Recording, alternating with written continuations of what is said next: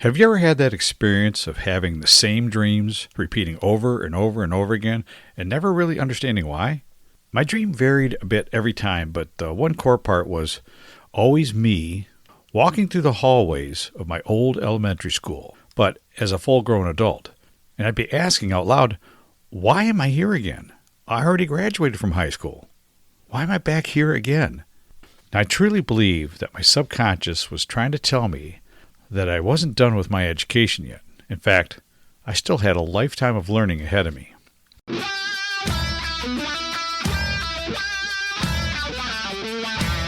Welcome to the Mind Wrench Podcast with your host, Rick Sellover, where minor adjustments produce major improvements in mindset, personal growth, and success. This is the place to be every Monday, where we make small improvements and take positive actions in our business and personal lives that will make a major impact in our success, next level growth, and quality of life.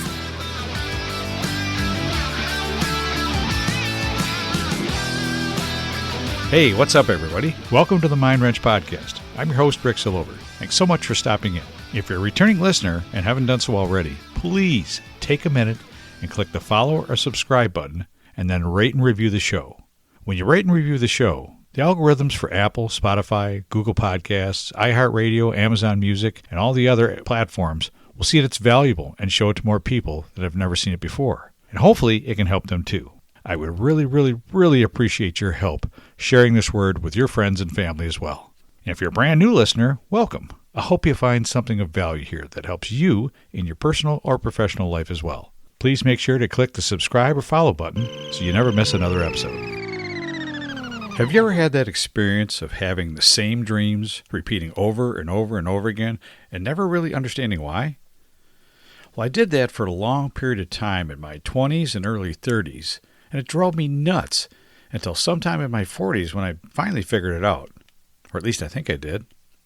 My dream varied a bit every time, but the one core part was always me, and sometimes with friends or siblings, walking through the hallways of my old elementary school, but as a full-grown adult.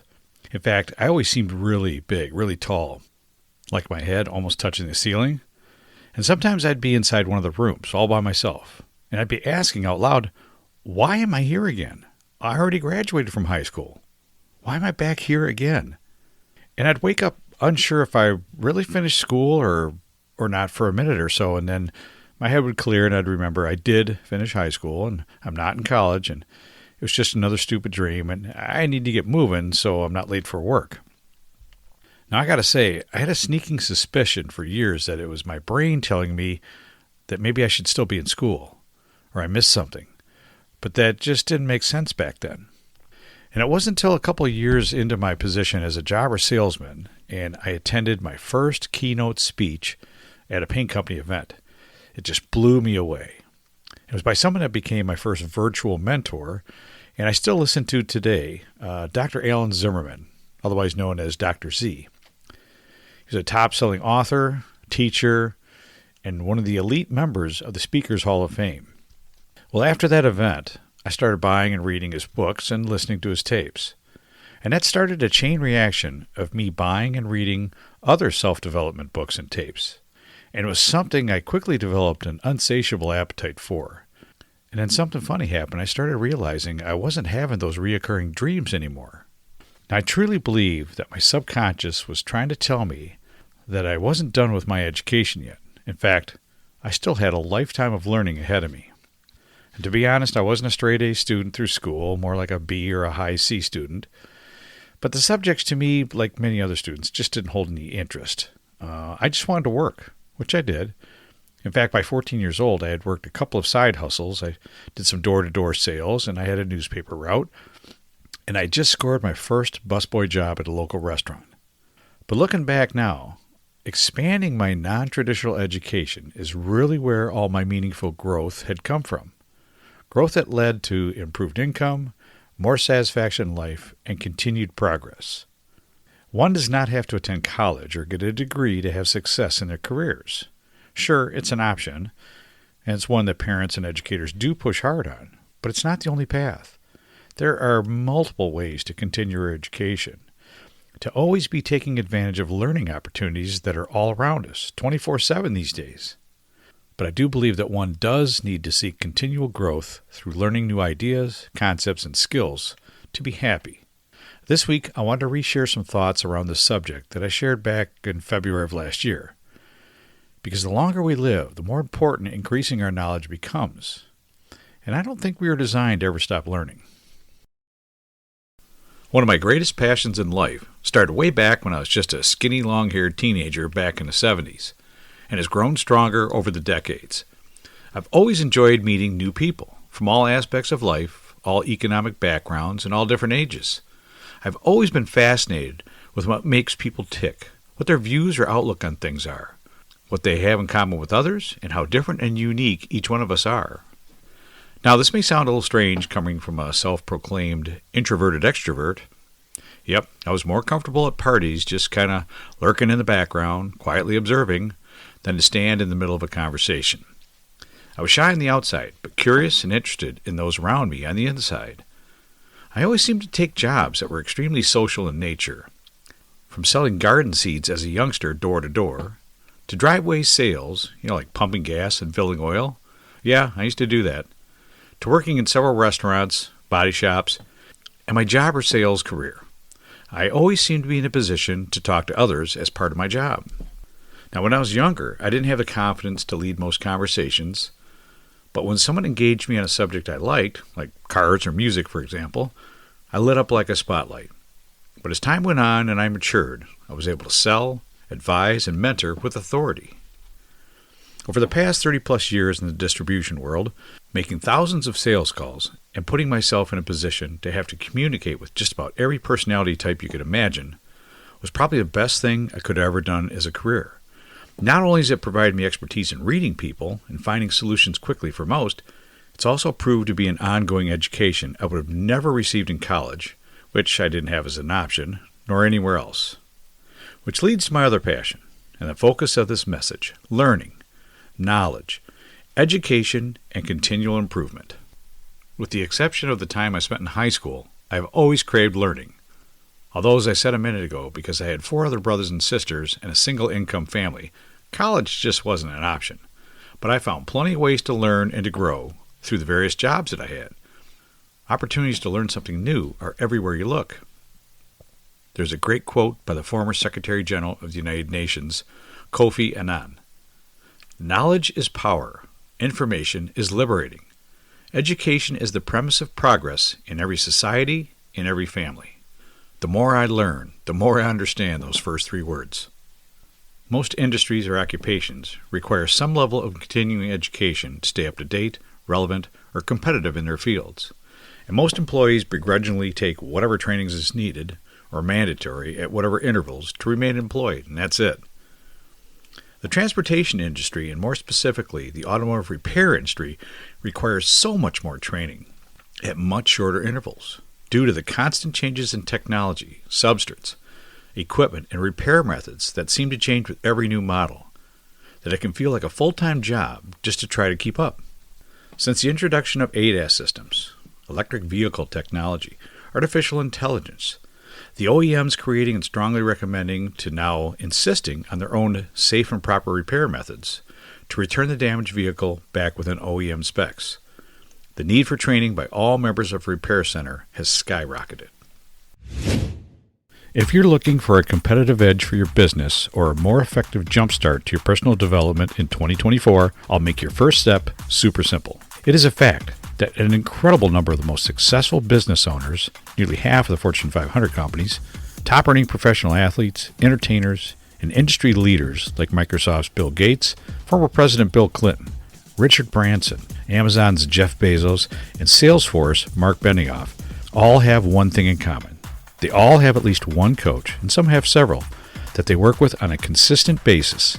Someone that helps guide, mentor, and support them, challenge them, help them set and achieve goals that move them forward, and then hold them accountable to follow through, driving personal and professional growth. Working with a coach has many substantial benefits. Just for an example, 80% of coaching clients report improved self-esteem or self-confidence thanks to coaching. 99% of individuals and companies that hire a coach report being very satisfied and 96% would do it again. If deep down, you know it's time to make those improvements in your business, your personal life that you've kicked down the road year after year, if you're tired of knowing there's a better version of you waiting to shine, but unsure of how to bring that version to light, if you're tired of wanting to enjoy a more successful business, but not sure how to start, and if you don't want to go another 12 months without better results, but you don't want to go it alone, then take the first step. It's super simple. Sometimes talking to the right person can make all the difference.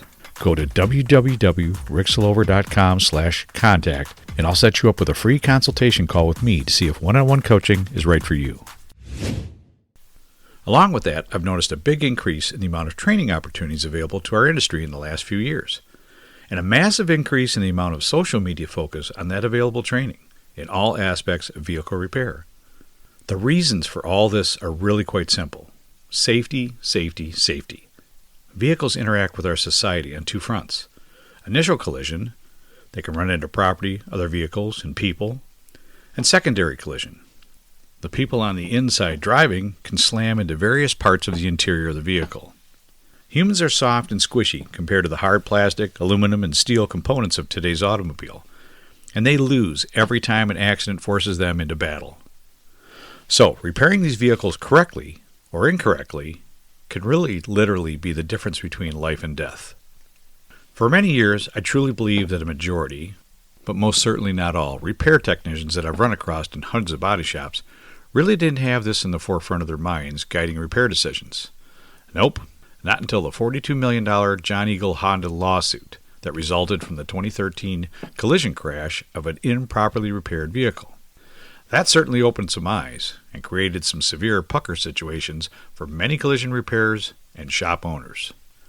Well, perspectives changed and more technician training was consumed, but unfortunately, there are still many that are way behind the curve on gaining the knowledge needed to process a safe and proper repair. There's also an air of arrogance and ego with some that have been doing it for 30, 40, or 50 years that they've learned enough. They've seen it all or done it all before, and there's nothing more for them to learn at this point. In my experience, dealing with some of these techs from a jobber's position for over 30 years, and even going back to when I was a paint instructor for several semesters, usually the ones that claim they know it all are usually the ones that need the most training. There's a quote from Epicus says that it's impossible for a man to learn what he thinks he already knows. There's a tremendous amount of pride in the men and women in our industry, from the back of the shop all the way up to ownership, but with that pride comes a bit of ego as well. And sometimes we need to put that ego in check, admit to ourselves that we don't know it all, in fact we never will, and open our minds to learn something new. Remember, there is power in knowledge. I was reminded of this recently when I attended a training event with a few paint techs from a high-volume shop that does outstanding work. Even though these were some very experienced and very talented technicians, they were still excited to learn more about a new paint line they'd been using for a few months. Even though they had most of the key functions of this new system down perfectly, with the help of a very patient and thorough instructor, they were able to unlock some very beneficial tricks and tips with this new system that will enable them to produce even higher quality repairs in a shorter amount of time.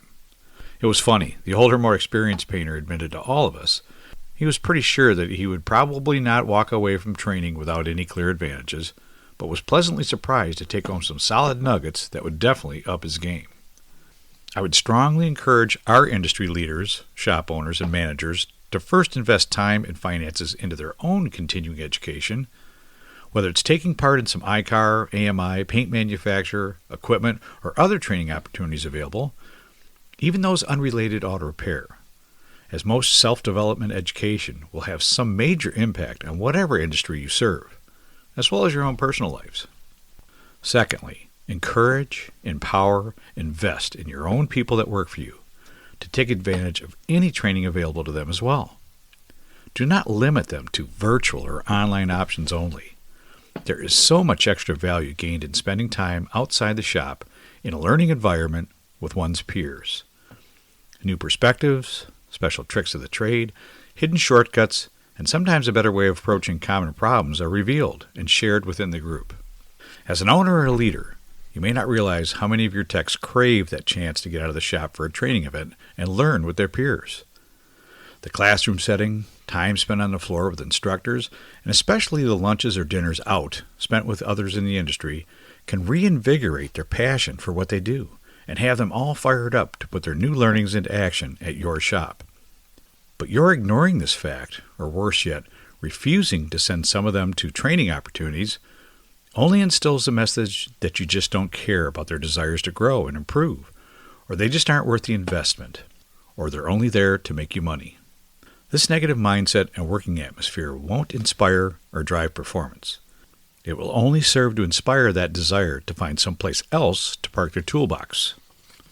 In my career as a paint tech, I've worked at many places that did not value training, and a few shops that did. And I remember how both felt to me. In my last 30-plus years as a distributor, I've had the privilege of not only being able to attend training and continued education events, product trainings, self-development seminars, live speaking events, and conferences, but I've also had the extreme pleasure and honor of attending many of these with my customers, as well as my peers. For those of you that know me well, I'm big on quotes, right? In fact, I've been sending out a quote of the day for over a decade. Every weekday, sending out something that may inspire, motivate, or give you a positive lens to look through. If you want to join that list, just click on the link in the show notes to join. But I wanted to wrap this up with a couple quotes I really love about this message. Henry Ford had said, "Anybody that stops learning is old, whether at 20 or 80. Anyone who keeps learning is young." Ben Franklin said this, "Without continual growth and progress, such words as improvement, achievement, and success have no meaning." And the great B.B. King once quoted, "The beautiful thing about learning is that no one can take it away from you." So do yourself a favor. Do your business a favor. In fact, do the whole world a favor. Keep learning, keep growing, and set an example for those that look up to you. Well, I hope you enjoyed what I shared today. And I hope this message, number one, makes sense to you, that we're all designed to continue to learn new information throughout the course of our lives, not just during our school years. And number two, it inspires you to really take a look in the mirror and decide for yourself that you could greatly improve the quality of life by simply never stop learning. Well, that's all I had for you today. Thanks again for tuning in. I really appreciate your support, and I hope you have a great week. I can always be reached at www.ricksillover.com, where you can find all my social media links, podcast episodes, blog posts, and much more.